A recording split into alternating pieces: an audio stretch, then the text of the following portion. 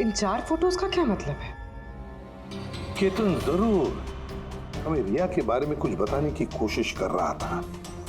देखो ना फोटोग्राफ को, ये 3 नंबर का फोटो देखो, इसमें एक छोटी बच्ची रो रही है, किसी बड़े आदमी का हाथ पकड़ के जा रही है।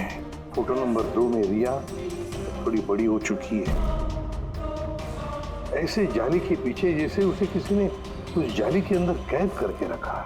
ये तीसरा फोटो, इसमें भी ऐसे लग रहा है कि इसे बंदी बना कर रखा गया है। और सर इस आखिरी फोटो में कोई उसे गले लगा रहा है और पीठ पे खंजर मारने जा रहा है। सर ऐसा लगता है कि केतन इन फोटोग्राफ के जरिए रिया की कहानी बता रहा है। एग्जैक्टली। देखो रिया बचपन में किडनैप हो जाती है, फिर वो बंदी बनाई जाती है, और फिर जब वो 18 साल की हो गई तो उसे इन जंजीरों में जकड़ के रखा था। और फिर उसे कोई मिल गया जिसने उसे मारने का प्लान बनाया। कोई ऐसा जिस पर रिया विश्वास करती है। मतलब सर केतन ने जानबूझ के मॉडल्स की ऐसे फोटो बनाई है ताकि सच को सामने लाया जा सके, इसलिए उसने केतन को रास्ते से हटा दिया। रिया बाकी बच्चों की तरह नॉर्मल नहीं थी। उसका दिमाग उसकी उम्र के बच्चों के कंपैरिजन में बहुत ही कमजोर था, इसीलिए उसे लगातार दवाइयों की जरूरत पड़ती थी। अगर वो दवाइयां नहीं लेती थी तो उसका दिमाग कंट्रोल में नहीं रहता था। वो कुछ भी कर सकती थी, वो अपने आप को चोट पहुंचा सकती है, वो अपने आप को मार भी सकती है। तो ये रिया गायब कहाँ से हुई? हमने उसे स्पेशल बच्चों की स्कूल में डाला था, वहीं से वो गायब हुई है। तो फिर उसके बाद आप लोगों को कोई फोन आया पैसों के लिए या किसी और चीज के लिए? नहीं, कुछ नहीं। हाँ, पर बाद में हमें पता चला कि हॉस्पिटल में से उसकी मेडिकल फाइल गायब हो गई थी। फाइल गायब हो? कोई भला ऐसा क्यों करेगा? वो भी ऐसी लड़की की जिसकी दिमागी हालत इतनी नाजुक है। वही तो मैं कह रहा हूं। अरे जिसकी दिमागी हालत इतनी नाजुक हो, वो लड़की 12 साल कैसे जिंदा रह सकती है? अरे मुसीबत थी वो। कैसे कह सकते हैं आप ये? शर्म आनी चाहिए आपको। बेटी है वो आपकी। एक बात तो समझ में आ गई मिस्टर मनन, अगर रिया मिल भी गई तो आपको ज्यादा खुशी नहीं होगी। लेकिन हम उन्हें ढूंढ के रहेंगे किसी भी तरह।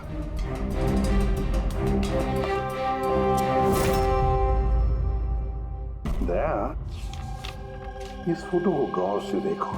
देखो रिया बड़ी हो गई है, 18 साल की हो गई है, लेकिन उसके पैरों में जंजीर जकड़े हैं। सर ये पीछे ये खिड़की कारपेट दिख रहा है पीछे। क्या याद है तारिका ने क्या बताया था? केतन के नाक के फ्लूइड्स में से मुझे ये एक्रिलिक, नायलॉन, पॉलिएस्टर, पॉलीप्रोपिलीन, इन सब चीजों के ट्रेसेस मिले। ये सारी चीजें फैब्रिक से जुड़ी हुई है, कारपेट से। ये केतन फोटोज के जरिए ये बताने की कोशिश कर रहा था कि ये रिया किसी पुरानी मिल या फैक्ट्री में है। सर चौथे फोटो में ऑयल कैन और खाली बक्से। और वो केतन के स्टूडियो में हमें ग्रीस के धब्बे भी तो मिले थे। तो शायद खूनी केतन के स्टूडियो में वहीं से जा रहा था जहां रिया कैद है। तीसरी फोटो में वो कारपेट वाली गली और चौथे में वो फैक्ट्री। सर ये दोनों जगह आसपास होगी। पहले ये पता लगाना पड़ेगा कि कारपेट वाली गली के आसपास कोई बंद पड़ी हुई पुरानी फैक्ट्री है क्या? जो भी करना है जल्दी करना पड़ेगा बॉस, क्योंकि हमारे मनन के घर जाने के बाद खूनी खुद सामने नहीं आएगा। शायद किसी से वो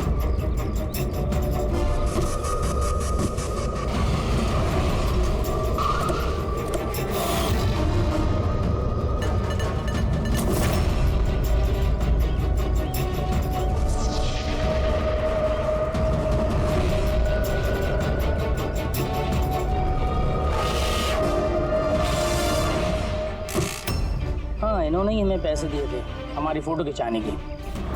2 दिन के लिए आए थे, तीसरे दिन भी दिखे थे, लेकिन वो शायद किसी का पीछा कर रहा था।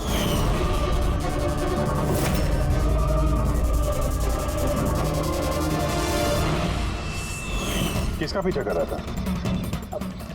वो तो सर ध्यान नहीं दिया हमने, वो गया किधर पीछा करते हुए?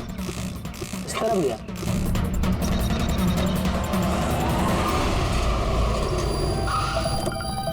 हाँ पहुंच गया हूं मैं, फिक्र मत करो, जिंदा नहीं बचेगी वो।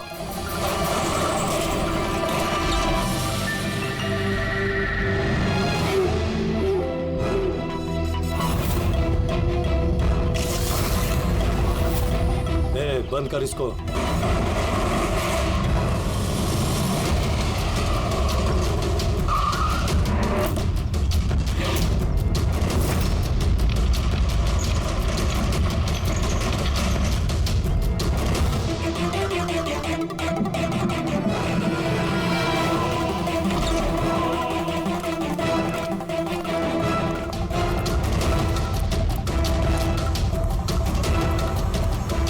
मजबूरी है, बच्ची को खत्म करना पड़ेगा।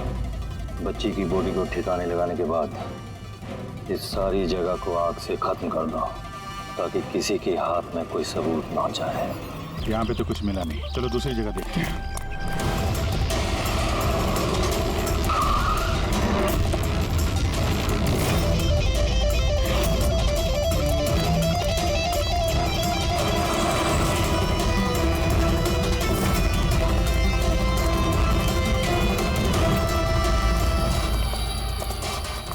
रिया, रिया, तुम्हारे मम्मी पापा के पास ले जाने आए। चलो। रुक जाओ।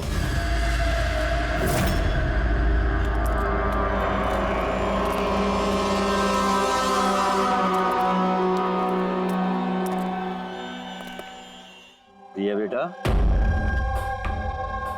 आजा आजा बेटा, आजा आजा आजा आजा आजा आजा आजा। रिया, रिया, रिया, आजा आजा आजा। रिया बेटा, ये अंकल के साथ जाएगी। ये बच्ची तुम लोगों के साथ नहीं जाएगी, कोशिश करके देख लो। ये ठीक कह रहा फ्रेडी, ये लड़की हम लोगों को अपना दुश्मन समझ रही है और इसे अपना दोस्त, क्योंकि ये इन लोगों को रोज देखती है। ये बिल्कुल ठीक कह रहा है, और इस मासूम बच्ची को तो ये भी पता नहीं है कि ये आज मरने वाली है।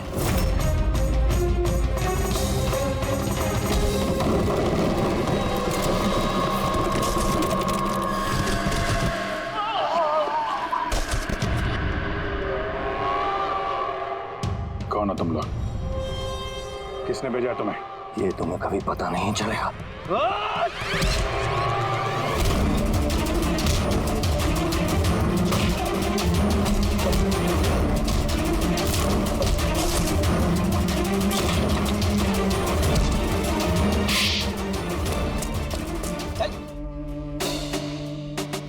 ये तो गया। किसने भेजा तुम लोगों को? हैं? साहब, मुझे कुछ नहीं मालूम साहब, सब कुछ इसी को मालूम है। जिसको पता था वो तो मर गया। अब कैसे पता चलेगा सर किसने भेजा था इन्हें? रिया तो बेचारी इतनी डरी हुई है, कुछ बोल भी नहीं सकती। रिया बोल नहीं सकती, मगर पहचान तो सकती है। मतलब रिया ने इस खूनी को पहचाना। क्यों? क्योंकि उसे हर रोज मिलती थी, उसे हमेशा देखती थी, उसे लगता था कि ये उसका अपना कोई है और इसीलिए उसके साथ जाने के लिए राजी हो गई। तो फिर रिया उसे भी पहचान लेगी जिसने 12 सालों से इसको यहाँ पे कैद करके रखा है, जो उससे हर रोज बात करता है और जिसने इसे मारने के लिए इन लोगों को यहाँ पे भेजा था। अब रिया बताएगी कि असली गुनहगार कौन है। रिया, जाओ रिया। अच्छा मेरी बच्ची, आ बेटा।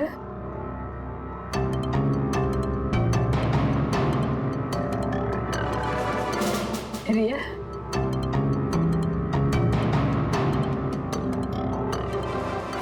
आजा मेरी बच्ची, अपनी माँ के पास आजा बेटा। आ बेटा, आ बेटा, आजा आजा मेरी बच्ची, आजा बेटा। रिया,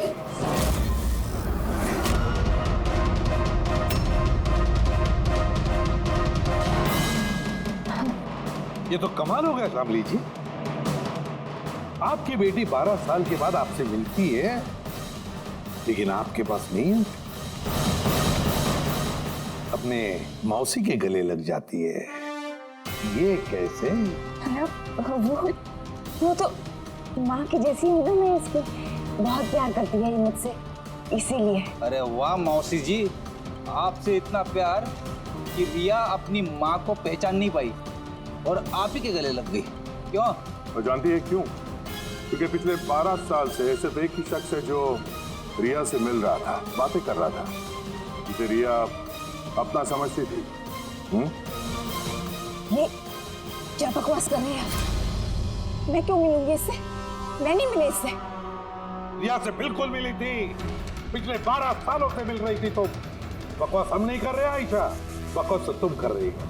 हमने तो उस डॉक्टर को भी ढूंढ निकाला जिसकी मदद से तुम पिछले 12 सालों से रिया को दवाइयां देती थी, उसकी टेस्ट करवा रही थी। मैं किसी डॉक्टर को नहीं जानती, मैं कह रही हूँ ना आपसे, मैंने कोई मेडिकल टेस्ट नहीं करवाया इसका। बिल्कुल करवाई थी। नहीं, मैंने कोई टेस्ट नहीं करवाया। झूठ बोल रही हो तुम, टेस्ट करवाया था तुमने। मैंने कोई टेस्ट नहीं करवाया, मैं सच कह रही हूँ। मैं किसी डॉक्टर को नहीं जानती। मैं तो इसे 12 सालों से वही दवाई दे रही हूँ जो ये 7 साल की उम्र से खाती आ रही है बस।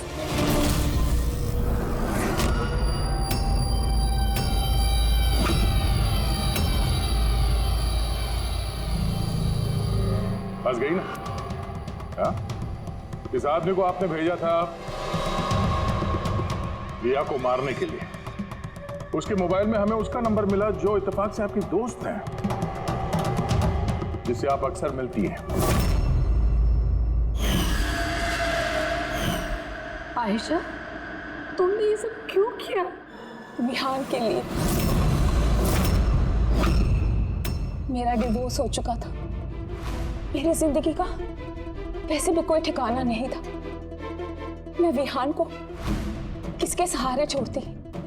मुझे ऐसा लगा कि ये पूरी प्रॉपर्टी, पैसा, ये सब मेरे बेटे को मिलना चाहिए, रिया को नहीं। रिया तो वैसे भी दिमागी मरीज है। तुमने अपने बेटे के भविष्य को संवारने के लिए अपनी बहन की बेटी की जिंदगी को अंधेरे में धकेल दिया। हाँ? रिया के गायब होने के बाद मनन और शामली ने तुम्हारे बेटे विहान को गोद ले लिया। यही प्लान था ना तुम्हारा? तुम इतनी गिर गई कि तुमने एक छोटी सी बच्ची को मारने की कोशिश की। मैं उसे मारना नहीं चाहती थी, माँ हूं मैं भी। मेरा यकीन मानिए, मैं रिया को चोट नहीं पहुंचाना चाहती थी। बहुत कोशिश की मैंने उसे संभालने की, लेकिन संभाल नहीं पाई और इसीलिए तुमने रिया को मारने का प्लान बनाया। ये केतन कहाँ से बीच में आया और उसे रिया के बारे में कैसे पता चला? केतन के साथ मेरा अफेयर चल रहा था। भले उम्र में वो मुझसे छोटा था, पर मैं उसकी मदद करती थी। काफी बार मैंने उसे पैसे दिए उसके काम के लिए। सिर्फ बॉयफ्रेंड था, उसने तो तुमसे दिलो जान से प्यार किया।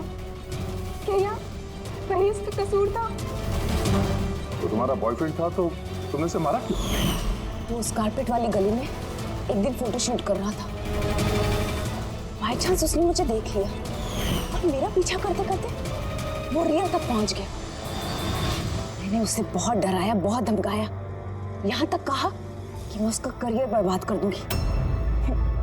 लेकिन नहीं, शायद उसमें इंसानियत जाग रही थी, इसलिए मुझे उसे मरवाना ही पड़ा। वाह, बहुत खूब। कैसी माँ हो तुम? 12 साल से एक मासूम बच्ची को अपनी माता पिता से दूर रखा। क्या मिला तुम्हें? हा? भूल गई तुम कि देर से ही सही सच्चाई तो सामने आ ही जाती है। अपने स्वार्थ के लिए बहुत बड़ा जुर्म किया है तुमने। कानून तुम्हें कभी माफ नहीं करेगा। कड़ी से कड़ी सजा होगी तुम्हें, कड़ी से कड़ी सजा।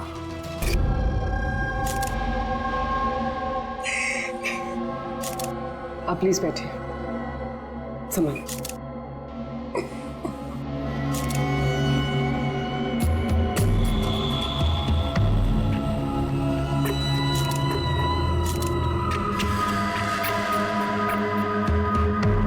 ये क्या?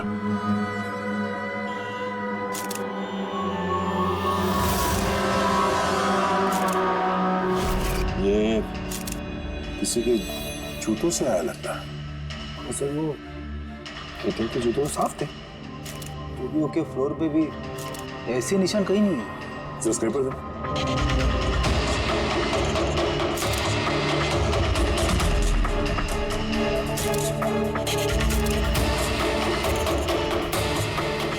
मिट्टी या टीचर तो नहीं लगता,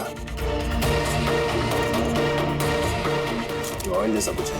एक काम करो, स्टूडियो में जितने भी फिंगरप्रिंट जैसा उठा लो।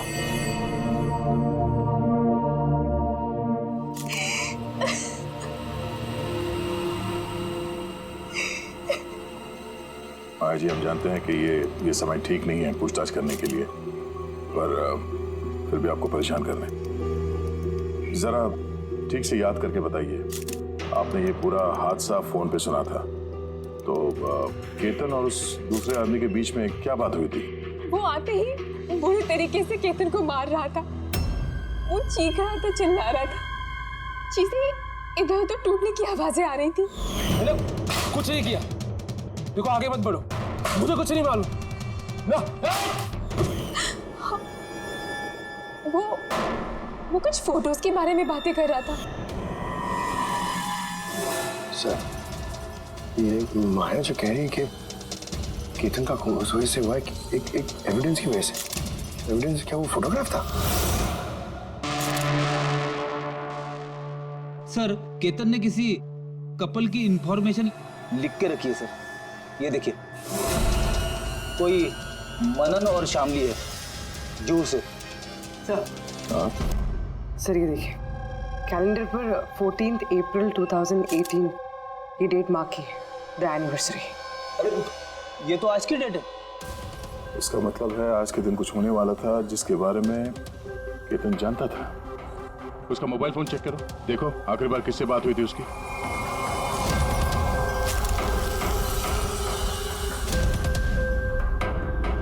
सर टीएम क्राफ्ट वर्कर्स को फोन किया था शाम को 8:30 बजे। टीएम क्राफ्ट वर्कर्स, वो भी केतन के मर्डर के ठीक आधा घंटा पहले।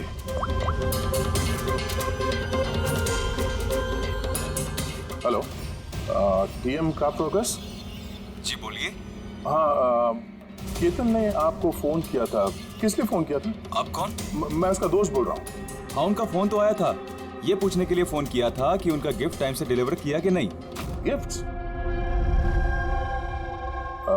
कौन सा गिफ्ट? एक फोटो फ्रेम था मनन और शामली के लिए, उनकी 25th वेडिंग एनिवर्सरी थी, तो उनको फोटो फ्रेम बना के डिलीवरी करना था। मनन और शामली, उनका घर का एड्रेस मिल सकता है? अर्जेंट है।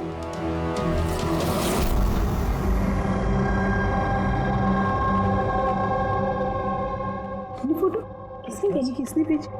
केतन? ये केतन कौन है? और इस तरह से हमारी फैमिली पिक्चर भेजने क्या मतलब है?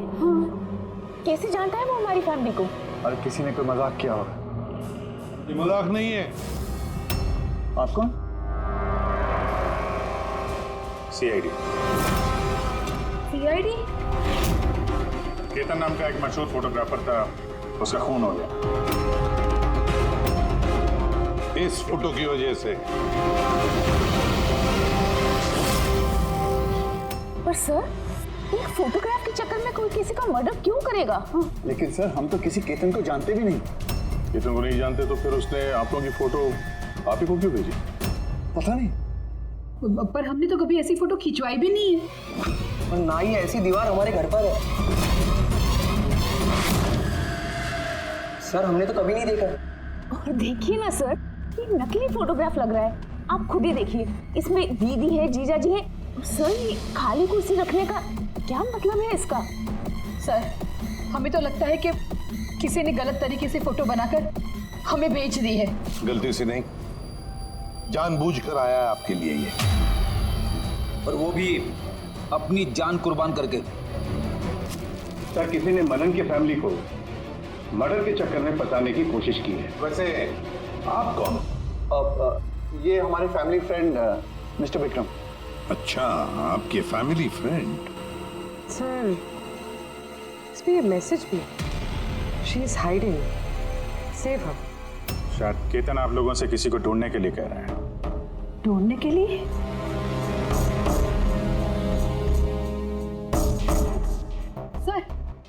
सर ये फोटो तो मेरी बेटी रिया जैसी लग रही है।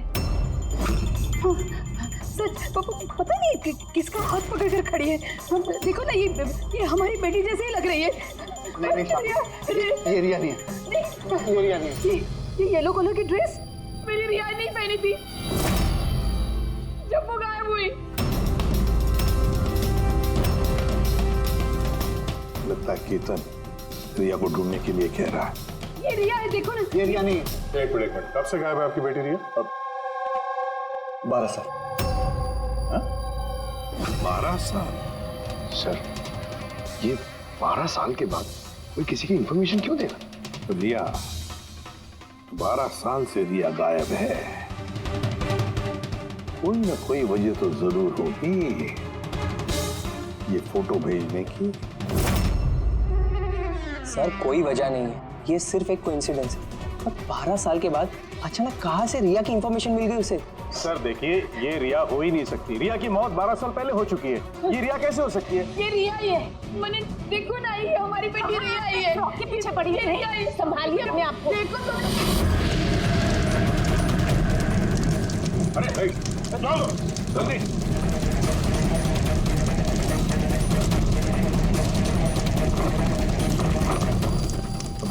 सर ये फोटो तो जल गया, अब क्या करें? कोई बात नहीं, दूसरा मिल जाएगा। खुद भी काम करो, टीएम क्राफ्ट हाउस में जाके इसका दूसरा फोटो बनवा लो। और अगर उसके पास नहीं है तो केतन के कंप्यूटर में जरूर कुछ बैकअप होगा, वहां देख लेना। सर, मनन और शामली, आप केतन को जानते हैं या नहीं जानते, इससे हमें कोई फर्क नहीं पड़ता। लेकिन एक बात अच्छी तरह से याद रखना, केतन ने अपनी जान दी है आपकी मदद करने के लिए। वो आप लोगों से किसी को बचाने के लिए बोल रहा है। कोई छिपी हुई है, उसे ढूंढने के लिए बोल रहा है। और वो कौन है और कहां छुपी है वो तो हम ढूंढ ही लेंगे। एक बात अच्छी तरह से याद रखना, जितने भी लोग यहाँ पर हैं उनमें से कोई भी ये शहर छोड़कर नहीं जाएगा जब तक हमारी तहकीकात पूरी नहीं होती। हमें तुम सब पर शक है, सब पर। एक मिनट के लिए मनन, शामली, आयशा और विहान इनके इस नकली फोटोग्राफ को बाजू में रखते हैं और उनके पीछे जो दीवार है उन पर कंसंट्रेट करते हैं, ये फ्रेम्स और ये जो पीछे लिखे हुए नंबर्स पर। अब शामली ने इशारा किया था इस फ्रेम पर, 3 नंबर वाली फ्रेम पर, पीले रंग का फ्रॉक पहनी हुई और किसी का हाथ पकड़ा हुआ है उस लड़की ने। शामली को एकदम से लगा सर इस फोटो में ये बच्ची उनकी खोई हुई बेटी रिया है। और फिर ये message, she is hiding, save her. लेकिन सर विक्रम तो बार बार कह रहा था कि रिया मर चुकी है। हो सकता है ये मैसेज रिया के बारे में हो सकता है वो अभी भी जिंदा हो। बिल्कुल हो सकता है, पर भी बिल्कुल हो सकता है। और शायद केतन यही कहना चाहता है इन लोगों को, मनन के फैमिली को, कि शायद रिया जिंदा है और उसे मदद की जरूरत है। लेकिन सर उसे इतनी मेहनत करने की क्या जरूरत थी? फोन कर देता सीधे और बोल देता जो भी बोलना है रिया के बारे में, या फिर पुलिस को इन्फॉर्म कर देता। सर हो सकता है उसे किसी ने डराया धमकाया हो और तभी तो मजबूर होकर उसने ये सब किया है। केतन ने तो अपना फर्ज निभाया है और हम उसकी मेहनत को बेकार नहीं जाने देंगे। पूर्वी एक काम करो, ये पूरा का पूरा फोटोग्राफ किसी अच्छे फोटो लैब में लेकर जाओ और ये पीछे टंगी हुई ये जो छोटी छोटी फ्रेम्स है ना, उनको अच्छी तरह से चेक करो। और ये भी देखो, ये जो वॉल है पूरी, क्या वो फोटोशॉप तो नहीं की गई है? और रिया के लापता होने की एफआईआर की कॉपी भी चाहिए हमें। केतन मनन की फैमिली को तो नहीं जानता था, तो ऑब्वियसली रिया को भी नहीं जानता होगा। तो फिर उसने मनन की फैमिली को ये इंफॉर्मेशन क्यों दी और इस तरह से क्यों दी? सर केतन का खूनी जरूर रिया के फैमिली से जुड़ा हुआ है सर। इन सारे लोगों के फोन रिकॉर्ड्स चेक करो फ्रेडी, और साथ साथ केतन के फोन रिकॉर्ड्स भी। और एक बात, मनन की फैमिली पर कड़ी नजर रखो और साथ साथ उनका जो दोस्त है ना विक्रम, उस पर भी देखो। ये लोग कहाँ कहाँ जाते हैं, किस किस से मिलते हैं, क्या क्या करते हैं। एक एक बात पर कड़ी नजर रखो, एक एक बात की खबर रखो। इस केतन के साथ जितने भी लोग काम करते थे ना, उनसे मिलना पड़ेगा। आप दोनों तो केतन को बहुत अच्छी तरह से जानते थे, तो कभी उसने आप लोगों को बताया किसी छोटी सी बच्ची के बारे में, जू के एक फैमिली के बारे में, उनके फैमिली पोर्ट्रेट के बारे में? जी नहीं सर, मुझे तो अब तक उसने कभी कुछ नहीं बताया। अच्छा, केतन सिर्फ आपके लिए काम करता था या और भी कुछ करता था किसी और के लिए भी? केतन मेरे लिए फैशन फोटोग्राफी करता था, साथ ही साथ बड़े बड़े फैशन हाउसेस के लिए एक्सक्लूसिव कैटलॉग शूट करता था। माया, आप केतन की बहन है तो आपको तो पता हो गया वो किस किस से मिलता था। सर, केतन बहुत ही रिजर्व रहता था, बस अपने काम में ही मग्न, और उसके दोस्त भी गिने चुने ही थे। और सर, हाल ही में केतन को एक इंटरनेशनल एग्जीबिशन के लिए असाइनमेंट मिला था, जिसके लिए वो मुंबई की गलियों में घूमकर स्ट्रीट फोटोग्राफी शूट किया करता था। वो फोटोग्राफ देख सकते हैं हम? जी सर।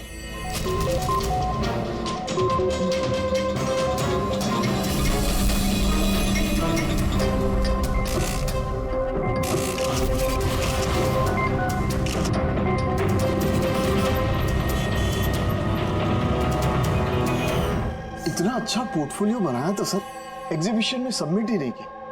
बहुत परेशान हो गया था वो।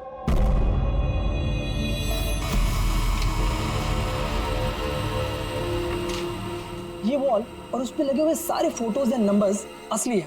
और बाकी सब? जिसने भी ये बनाया है उसने सिर्फ इस वॉल के ऊपर फैमिली वालों की फोटोज डाल दी है, इस खाली कुर्सी के साथ, ताकि ऐसा लगे कि फैमिली वालों ने इस वॉल के आगे बैठकर फोटो खिंचवाई। हाँ, लेकिन ये दीवार तो पक्का असली है। काफी एक्सपर्ट इंटीरियर डिजाइनिंग का काम लगता है। मैग्नेटिक वॉल है ये, आजकल बहुत कम जगहों पे देखने को मिलती है। Magnetic wall? हाँ, मैग्नेटिक वॉल बनाने के लिए वॉल को एक स्पेशल पेंट से पेंट किया जाता है, जिसके केमिकल कंपोजिशन में मैग्नेटिक एलिमेंट्स होते हैं, जो उस दीवार को मैग्नेटिक प्रॉपर्टीज दे देते हैं। यानी ये दीवार तो ऑलमोस्ट मैग्नेट जैसी है। एकदम सही। अब उस पे कोई भी मेटेलिक चीज बिना किसी हुक या कील के चिपका सकते हो या निकाल सकते हो। उसी तरह ये वॉल भी मैग्नेटिक वॉल है। Thank you. Thank you ma'am. Mumbai की गलियों में घूम घूम के फोटोग्राफी कर रहा था। जरूर वहीं पे इसे रिया के बारे में कोई ना कोई क्लू मिला होगा, वहीं किसी गलियों में।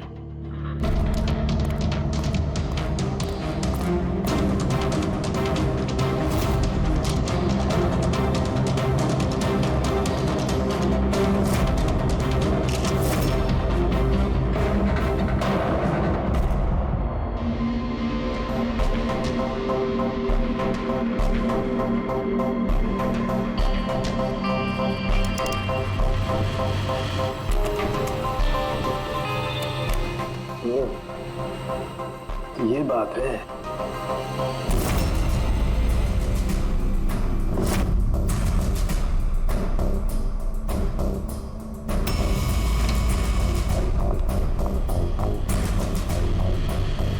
सर, ये देखिए।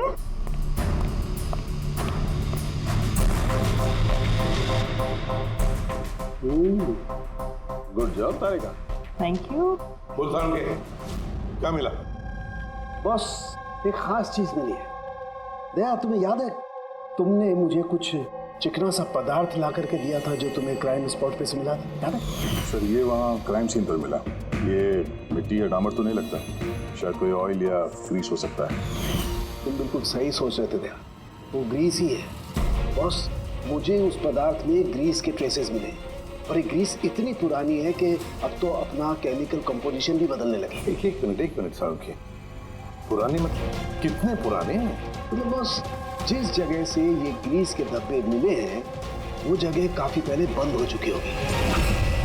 और सर, केतन के नाक के फ्लूइड्स में से मुझे ये एक्रिलिक, नायलॉन, पॉलिएस्टर, पॉलीप्रोपिलीन, इन सब चीज़ों की ट्रेसेस मिले, और उसके लंग्स में भी ये सारी सेम चीज़ें मिली हैं, fabric fibres. Nylon, polyester, olefin, acrylic, क्या ये सब सारी चीजें तो फैब्रिक से जुड़ी हुई हैं?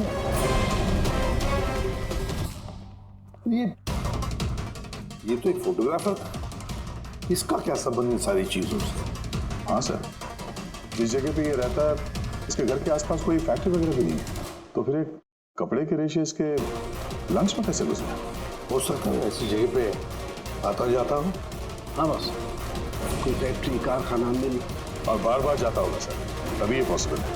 बार बार जाता होगा केतन ऐसी जगह पे, पर क्यों, किस लिए?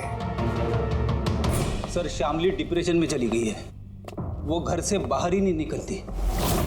और विक्रम और विहान मिलते रहते हैं, पता नहीं उन दोनों के बीच क्या बहस होती रहती है। और ये विहान वकीलों से जाके मिल रहा है।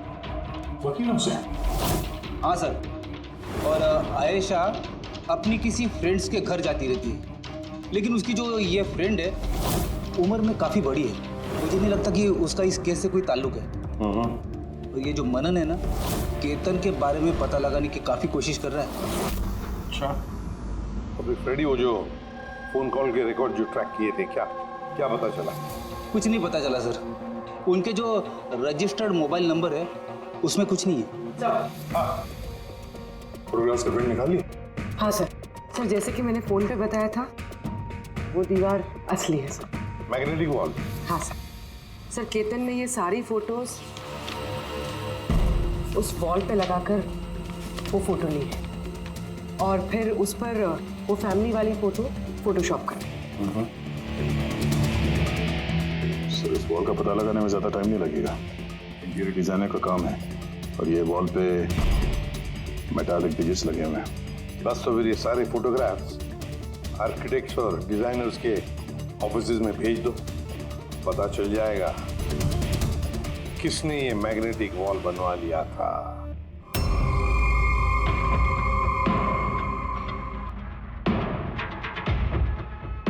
अब ये जो फैमिली बैठी हुई है, इनके पीछे जो दीवार है वो आपने बनाई है क्या? सर एक NRI इंटीरियर डिजाइनर है, वो अपने बोल्ड और क्रिएटिव डिजाइन को लेकर काफ़ी फेमस है। हो सकता है उसी ने वो बनाई है। ऑफ कोर्स ये मेरे ही डिज़ाइंस है, मैजिक लाइफ एड लैब्स के लिए डिज़ाइन की थी मैंने।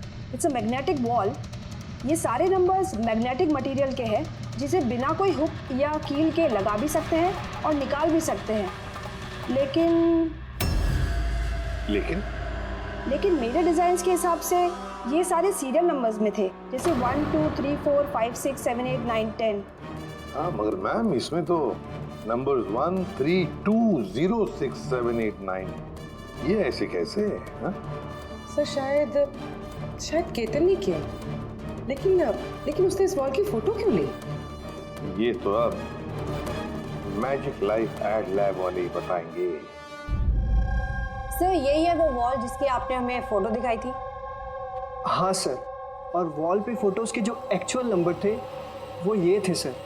फोटोज़ में जो भी चेंजेस थे वो केतन ने किए थे सर। केतन, ये नंबर्स तो ऑर्डर में थे ना, फिर तुमने सिर्फ 3206 को चेंज कर उसके नीचे स्पेसिफिक फोटोज़ क्यों लगाई है?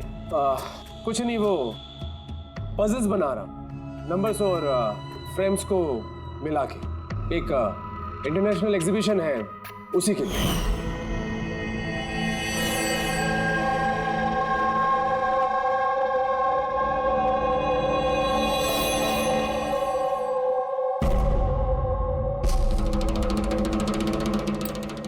आप लोगों ने केतन को परमिशन कैसे दी है सब करने के लिए? दरअसल सर केतन हमारे साथ पहले भी काम कर चुका है और वो एक इंटरनेशनल एग्जीबिशन के लिए कुछ फोटोज ले रहा था और इसलिए उसको ये वॉल की ज़रूरत थी, तो हमने उसे ये वॉल यूज़ करने दिया। यस सर, एंड कुछ पजल की बात कर रहा था, कुछ समझ में नहीं आ रहा था सर। पजल है?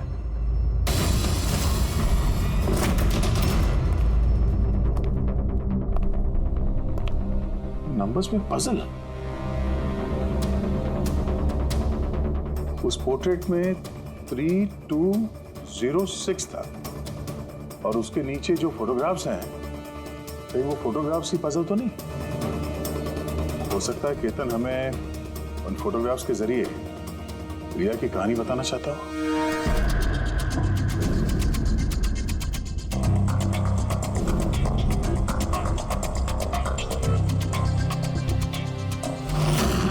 रिया गायब कब हो गई थी? कब गायब हो गई थी? रिया की मिसिंग की एफआईआर है ना? हाँ सर। सर उसका इस केस से क्या कनेक्शन? वो केस तो सर बहुत साल पहले बंद हो चुका है। पता नहीं क्यों गया। ऐसे लगता है कि रिया की इस एफआईआर से शायद हमारी केस सॉल्व करने में कुछ मिल जाए। FIR 8217 Mumbai MP. एफआईआर का डेट देखो गया, ये देखो 3206। 2006, मतलब ये डेट है?